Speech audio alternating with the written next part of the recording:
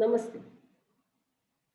Psychoanalysis and philosophy, Shankaracharya, Buddha, and Sri Aurobindo.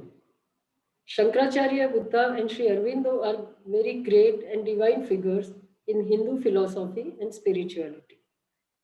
It will be a delight to discuss these figures in the light of psychoanalysis and philosophy with our psychoanalysis consultant, Mr. Himanshu Vidya. Namaste, Mr. Vidya. Namaste. What were the central ideas of these three great figures? Historically, let us locate them to have a context for their ideas. We had the era of Vedic philosophy, and then we have Buddha, who rejected the priesthood of the Vedic society and who also rejected the structure of society which was flowing out of the applied Vedic philosophy and who insisted on self discovery of the truth instead of uh, taking the Vedas as the authority, who was ready to do an open exploration of truth without the authority of a book. And just as every spiritual philosophy and every ideology passes through the highs and lows, when Buddha saw the world, he saw the Vedic society passing through a low, and the Vedas were distorted and a very degraded form of what actually was the teaching was being practiced by the priesthood. And so Buddha had to oppose it and reject the inhuman and the unscientific parts of what was going on in the society. However, the iconoclasm of the Buddhist times, when Buddha started opposing Vedas, certain parts of Vedas, and the social structure which came out of it, and the priesthood, it was a very iconoclastic movement. However, soon after Buddha passed away, slowly the iconoclasm became a new orthodoxy. And over a period of time, after the high of that philosophy, it entered a low and Buddha's teachings got distorted. And the person who opposed idol worship, today maximum idols in the world belong to him. So then came Shankaracharya, who had to oppose the Buddhist priesthood, just as Buddha opposed the Vedic priesthood.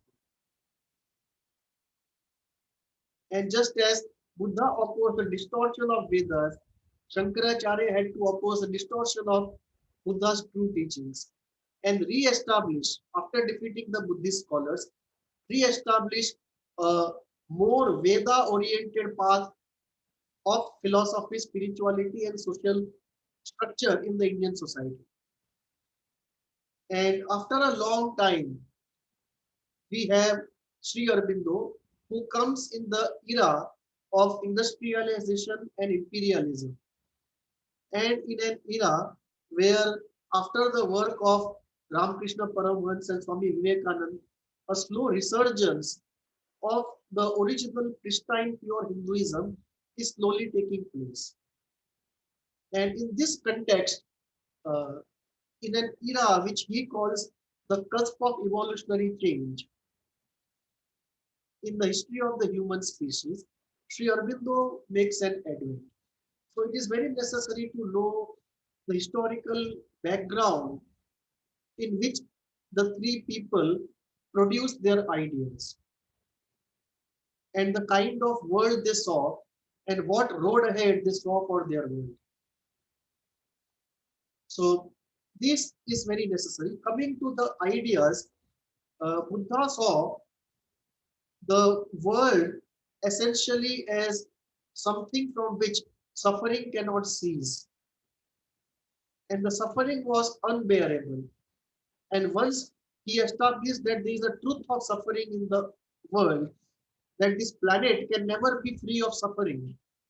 and the only way out of this suffering, which is unbearable. So he saw human life where return on investment was the return on investment was negative. In business, we say the net positive value. So that net profit value was negative. Like there was more sadness and less of happiness.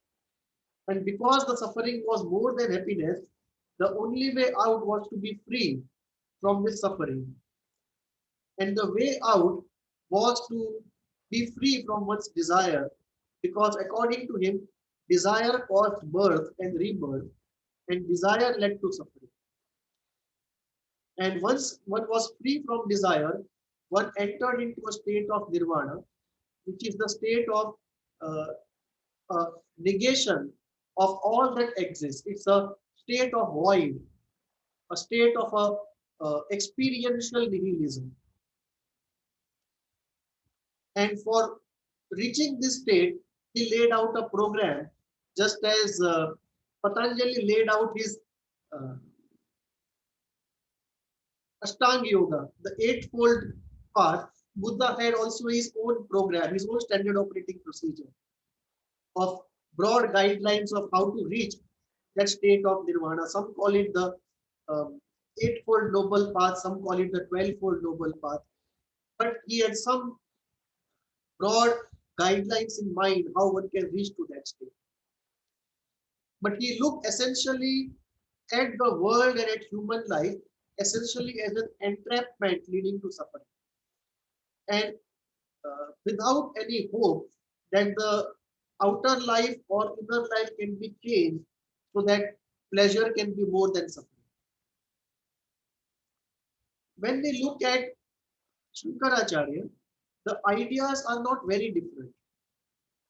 He also looks at the outer world as Maya, as an entrapment, and the goal that he formulates is to reach the state of Brahma, which is an oceanic oneness with the universe. And this oceanic oneness is a different experience than the experience of Nirvana. Many people think these are two different expressions for the same state. It is not the two different expressions for the same state. They are different expressions, and this leads us to pluralism on the concept of enlightenment. That what is called enlightenment by different people is not necessarily always the same experience. And that does not lead us to a hierarchy of experiences, but it definitely leads us to pluralism, which is yet to be fully understood. And then we have, so for Shankaracharya, there was the Brahma was the truth, and the world was a Maya, which was an illusion. And one has to sort of uh, disengage oneself or save oneself from being in the clamp of that illusion and reach to the truth, the state of Brahma, which is the state of oneness with the experience, oneness with the universe, the reaching that anchor of the universe from which everything follows. And that anchor experience is an experience of oceanic oneness and stability, complete stability. It is a state of being and not becoming. And from that state, one can see all becoming as uh, at times perceived as illusion. So this is a state where for Shankara it was not at times, it was perceived as illusory always. But for those who have got into that state later, they talk about two different experiences. That, that sometimes it some seems like illusory, at other times it does not seem like illusory, it seems relevant and significant. But for Shankara, it was once you reach that state of one oceanic oneness and stability, the process of becoming, the entire process of becoming of the universe seems an illusion. So for him, it was that journey, and towards it, he wrote both conceptual metaphysical books as well as the process oriented books. very few people realize that he also wrote process-oriented books. Most people think he only wrote metaphysical and philosophical books. It is not true. He also wrote process-oriented books on how to reach there. The difficulty is some of the books have coded instructions. For example, you can take the book called Saundarya Lahari. Translated into English, it means waves of bliss. And this book, I think the copies are still available, I think, in MS University Library, and I think it must be printed by some publishers also. But this book has certain coded instructions of certain mantras of how they are to be recited and what is to be done so that one reaches the state one wants to. But essentially for him also, the world was still an entrapment from which one has to save oneself. Not as much of an entrapment as Buddha saw it, maybe slightly more meaningful entrapment. The outer world is slightly more significant than the way Buddha saw it, but still essentially it is a catchment area of an illusion that one may have to do something in the outside world and that may be relevant for some temporal period. But essentially the outside is the domain of the illusion. So slightly more significance to the outside world, slightly more significance to our actions in the world, but yet on the whole, the emphasis is on freeing oneself out of this world of becoming. So essentially in the mode of pessimism about the world, that this world uh, cannot be changed for the better and we can't save ourselves amidst this world. We cannot convert the net positive happiness of life into a positive value. The suffering always is more than the happiness, and therefore the need to save oneself. The outside cannot be changed, or the inside cannot be changed. The nature of things cannot be changed so as to make this happiness positive business. And with Sri Aurobindo, we get a very different sense of uh, philosophy and the experience. So when we come to Sri Aurobindo in very recent times, he underwent all the experiences of the nirvana and the experience of the Brahma, but he felt neither of them was a final experience. And the real goal was to bring down the goodness and the powers of those states into everyday life to transform oneself and transform the world.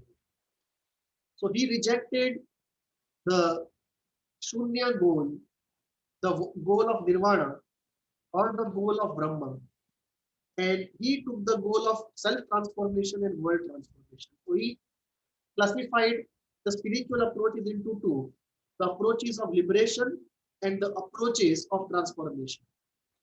And the approach of transformation sees our life as relevant, our actions as relevant, and the outside nature also as significant and relevant, not as an entrapment or mind.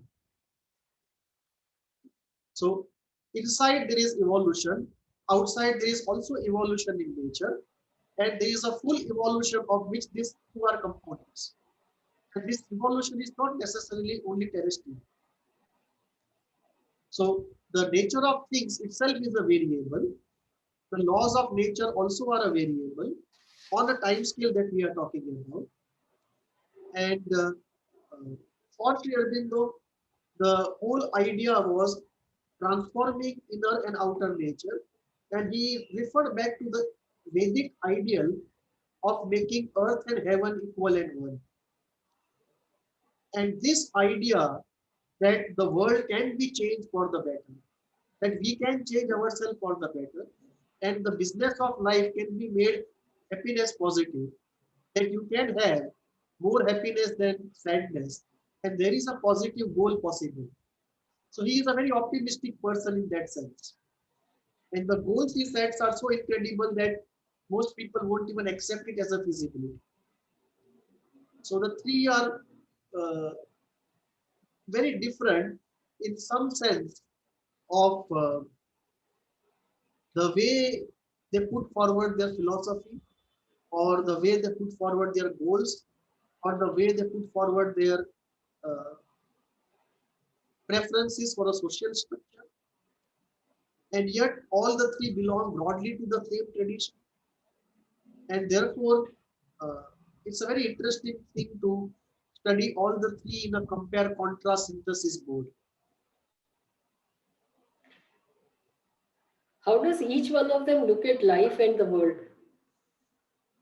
Uh, Buddha is the most pessimist of all. Shankaracharya slightly less pessimist. You see a semi-optimist, and Sri Aurobindo is a complete optimist. And Sri Aurobindo could not accept the purpose of life or purpose of the world could be such that we have been thrown into a trap, and the only goal of this whole existence is to get out of the trap. And this is something which many people have a question, that how can the goal of universe be such to throw people into a trap and just ask them to escape from that prison? What kind of why can't universe find a better purpose than this? Even a human being can find a better purpose than this. So this is not satisfactory to many people, and therefore he said that uh, it is a choice. Once you reach the state of nirvana or brahma, both of them are real experiences, and once you reach those experiences, it's a choice whether you want to go on the path of liberation or whether you want to go on the path of transformation. And if you take the path of transformation, then you have to work to change your body, your own being, and also to change the world. So then you become involved. You cannot be transcendent. So involvement and immanence is very important for Sri Aurobindo. And of all the three, he is very, very optimistic.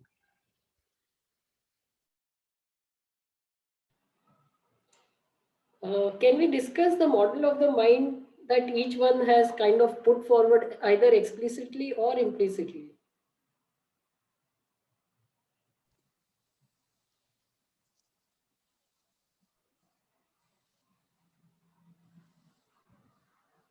Shankaracharya and Buddha have not put forward a very clear model of the mind,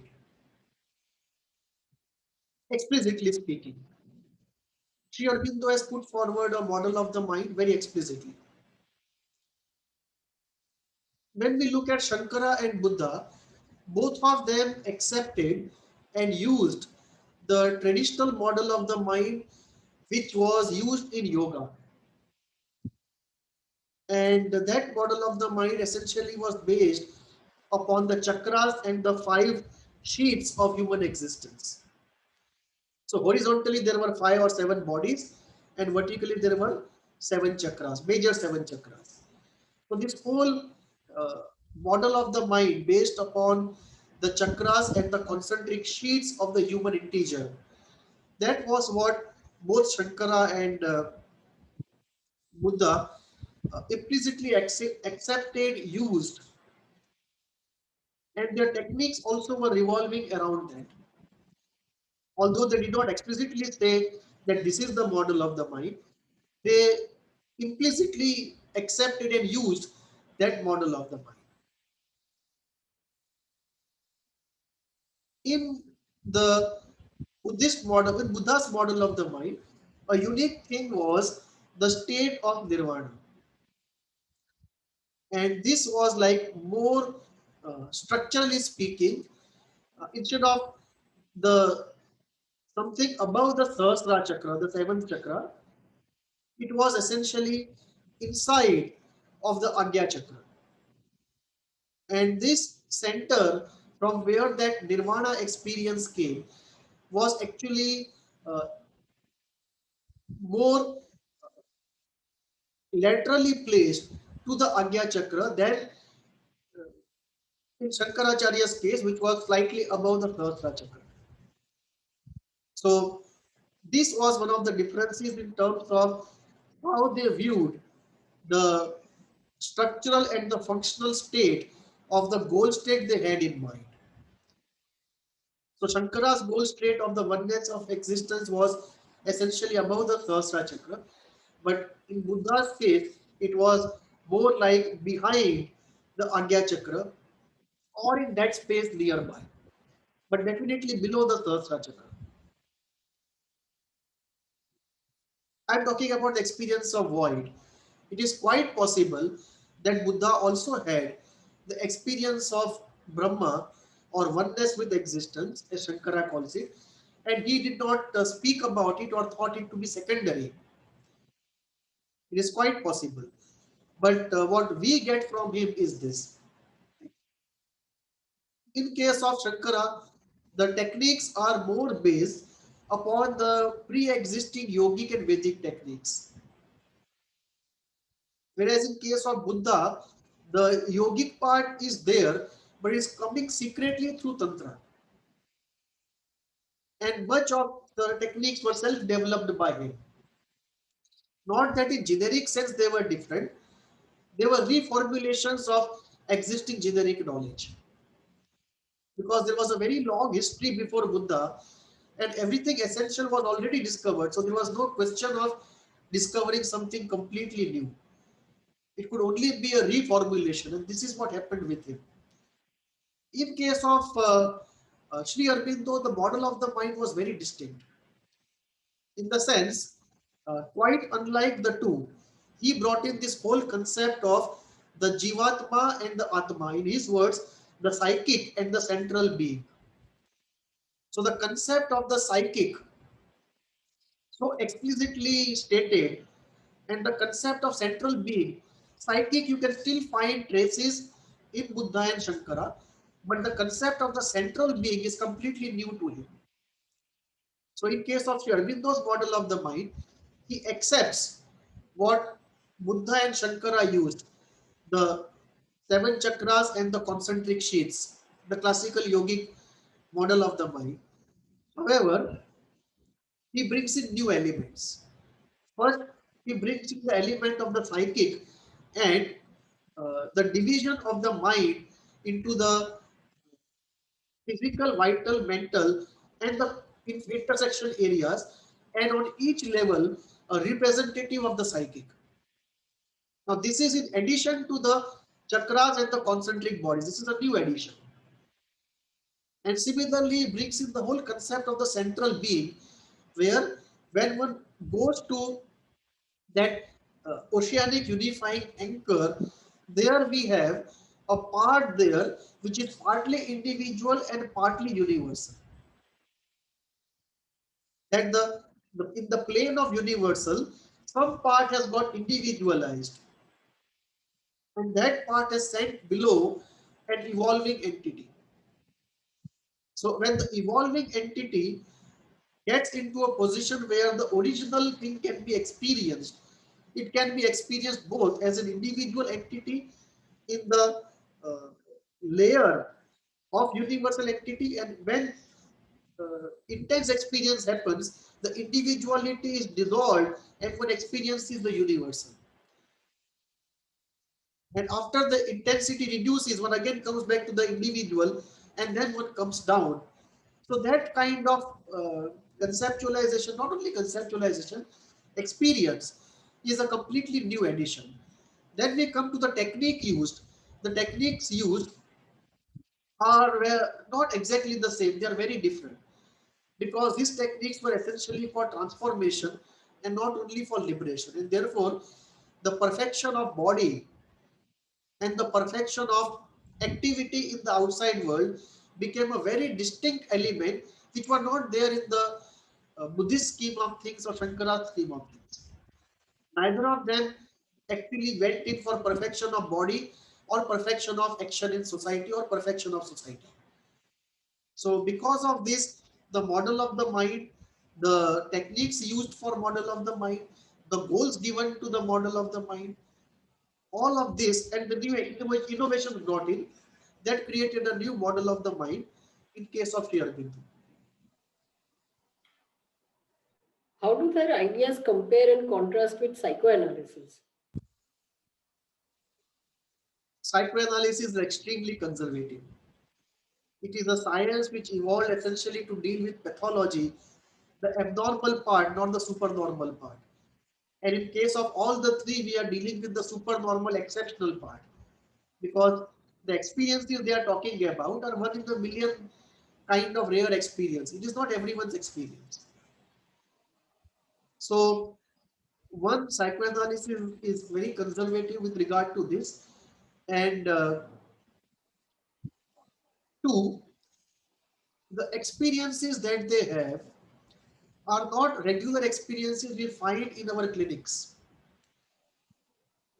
So the best scientific attitude one can take is to say we don't know. Unfortunately, it's not an easy attitude to take, and therefore, in psychoanalysis, we try to find a pathological explanation for supernormal phenomena. And this is the trouble, that once you reduce the supernormal phenomena to an abnormal phenomena, neither the supernormal phenomena appeals to you as a goalpost, nor the techniques used to achieve that state seem to be relevant or significant, nor it is reflected in your model of the mind. And therefore, it is very difficult to incorporate these ideas into psychoanalysis, given what psychoanalysis has been and given what psychoanalytic psychotherapists have been. It's a pathological, gloomy lot out there. So very difficult to bring these elements in. My personal feeling is that uh, given these very interesting findings in the area of spirituality, transpersonal research, parapsychology, hallucinogenic research, shamanic healing, alternative healing, holistic healing, uh, we should have a strong discipline called spiritual psychoanalysis. And that, if strongly developed, can possibly go into some sort of synthesis and integration of what we are talking about. For classical psychoanalysis, it's very difficult to appreciate or incorporate anything from the discussion that we are doing into psychoanalysis. From what you are saying, it seems like I mean there is a possibility of the spiritual psychoanalysis coming up, and at the same time, at the classical level of psychoanalysis, there is no possibility of the two coming together. This That's is right. like That's right. very ambivalent in that sense. So you'll have to create a new school of psychoanalysis. There is no chance of modifying the present schools. Okay, so then in that sense, our next question is how do each other, I mean, the present school of psychoanalysis looks at these three ideas, I mean, these three figures ideas, and the vice versa. I mean, how these three figures look at psychoanalysis.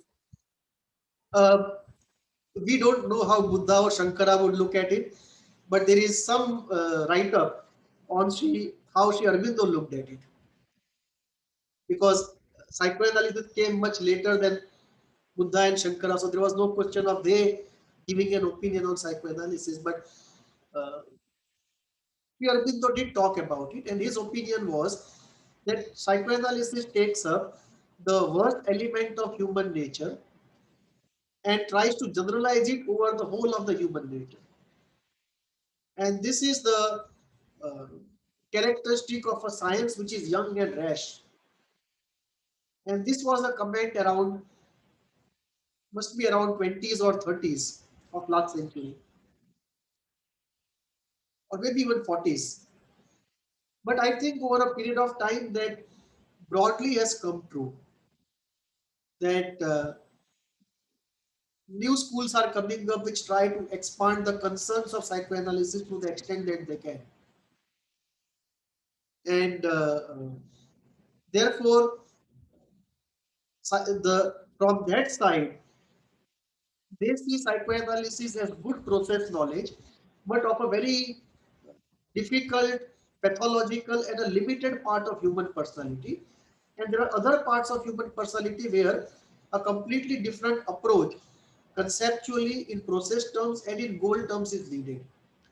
And therefore, their model of the mind, their understanding of functioning of the mind, the goal of human life, and the processes to be followed to enrich the quality of life and attain those goals is very different from psychoanalysis.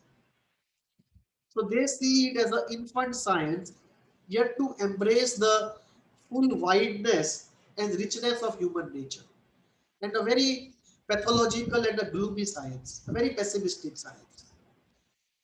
From psychoanalytic point of view, they just dismiss these supernormal experiences and concerns as just variations of the abnormal.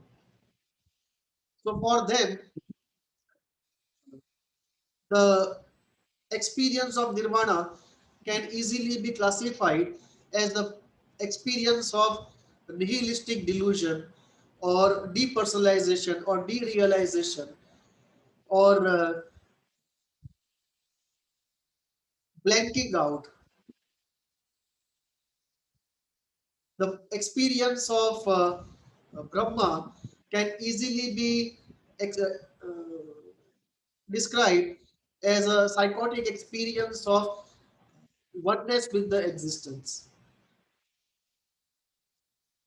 And all of these experiences can also be at times called a regressive phenomena back to the breast.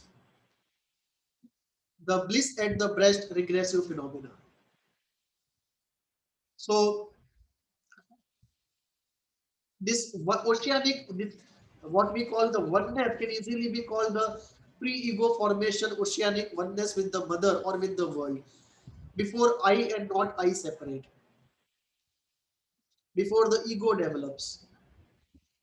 So that is how psychoanalysis would describe this phenomena in terms of its classical pathological descriptions. And therefore, for psychoanalysis, the spiritual masters are not masters, but struggling individuals in need of therapy. Now, who is to give therapy to whom is a question difficult to answer. And this reductionism, this narrowness, has what has stifled, in my view, much of the growth of psychoanalysis.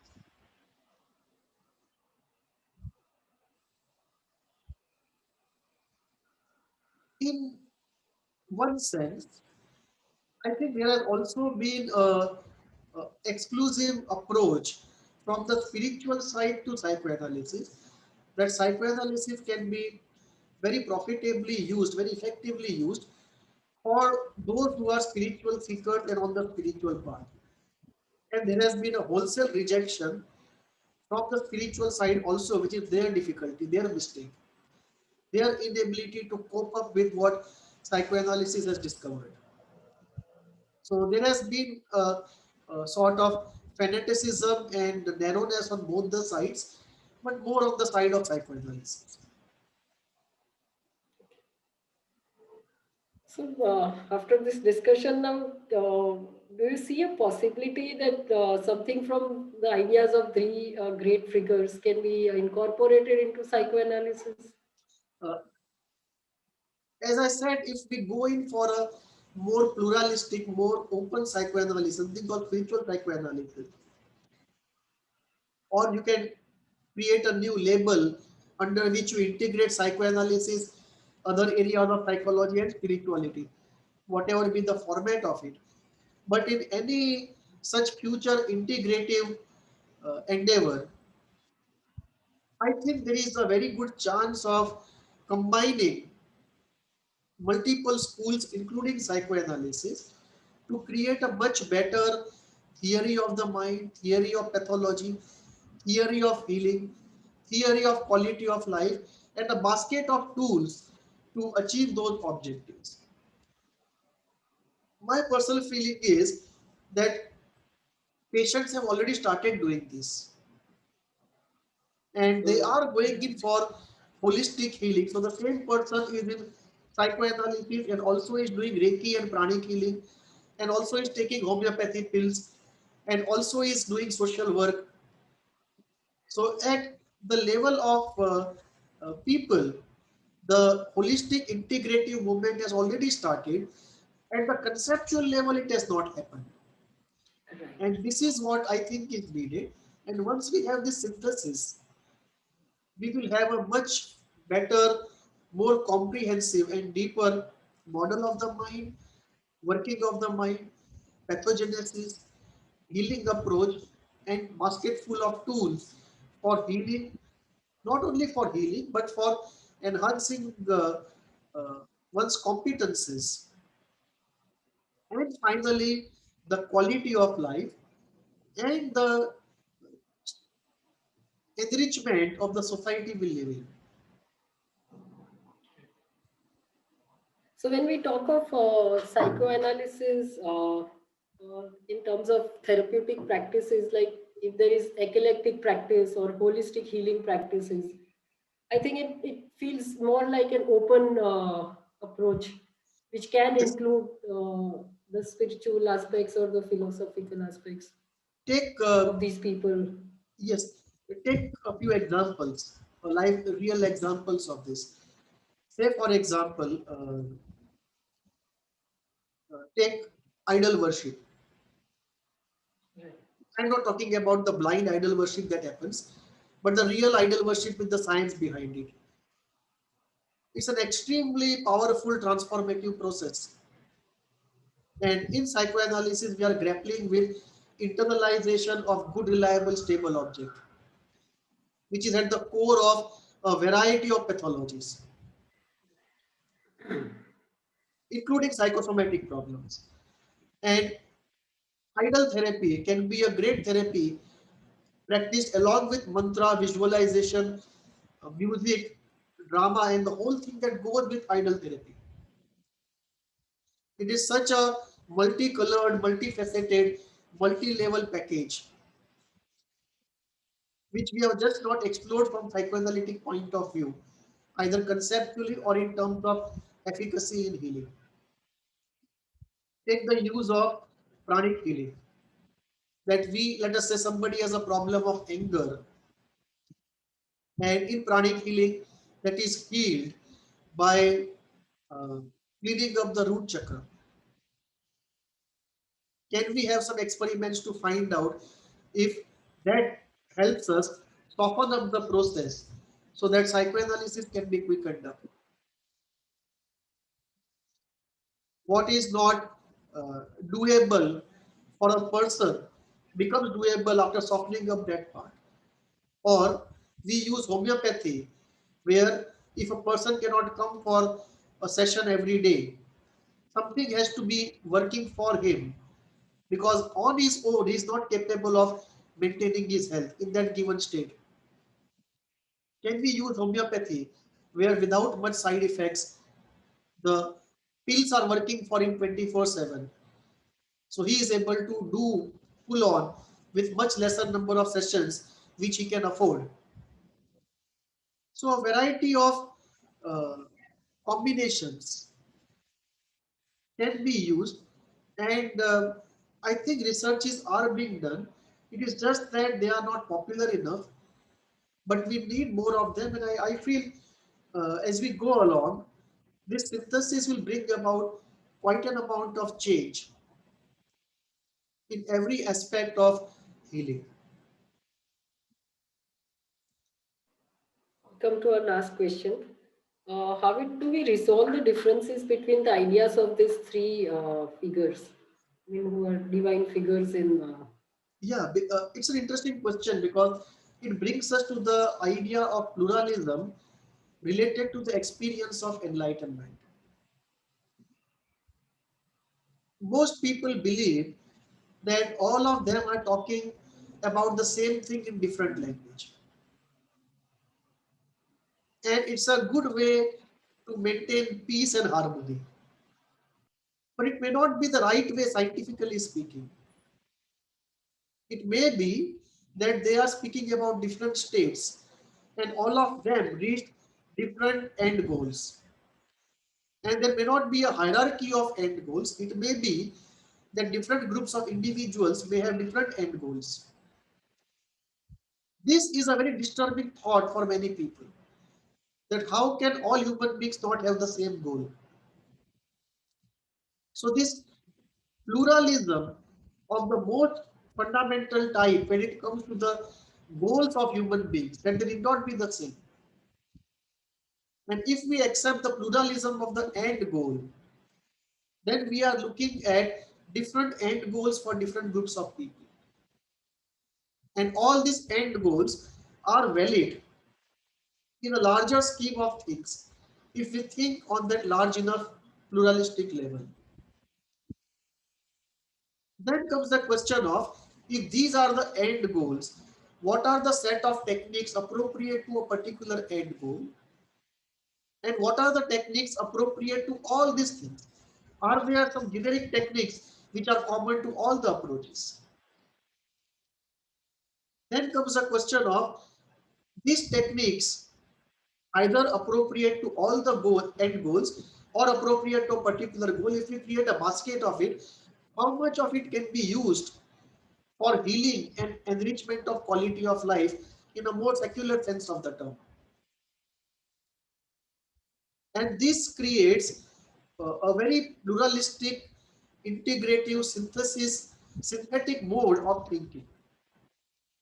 And naturally, it leads to a neurological exploration of all these endpoints.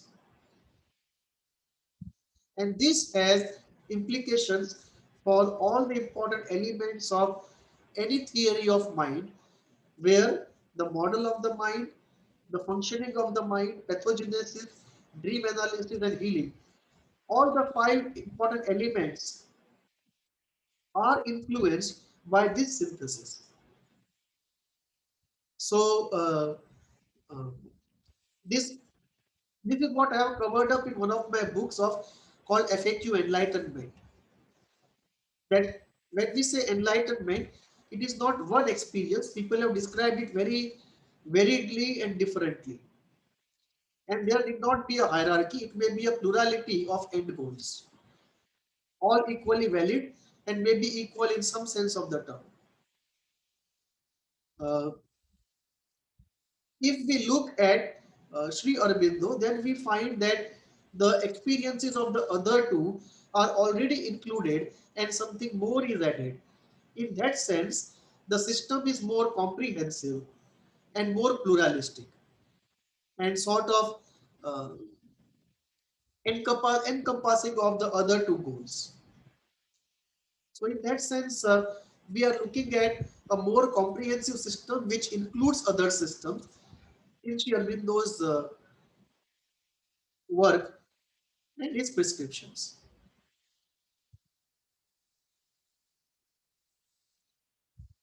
You are muted. Plurality of the end goals like are accepted, then it's more a question of just accepting each person's ideas as they are, Right, right. rather than looking at them as a conflicting thing between what someone has said and what the other has said. Yeah. So this insistence on one end goal and Right. this compulsive need to create a hierarchy, Yes, yes. those are in trouble when we accept the equality of plural end goals. Yes, right. I think that is where quite an amount of retraining is needed. Right. Okay, Mr. Vaidya, we had this very enriching discussion today. And I would say, I mean, there is ambivalence between like philosophy and psychoanalysis as this is concerned, how these two can be brought together conceptually. Right. But I'm sure in practice, I think it can be definitely more easily brought together and worked on. That's That's how I feel. So that's a very hopeful situation. right. And okay. we stop for today. Do write to us at hvindia@gmail.com. Thank you. Namaste. Namaste.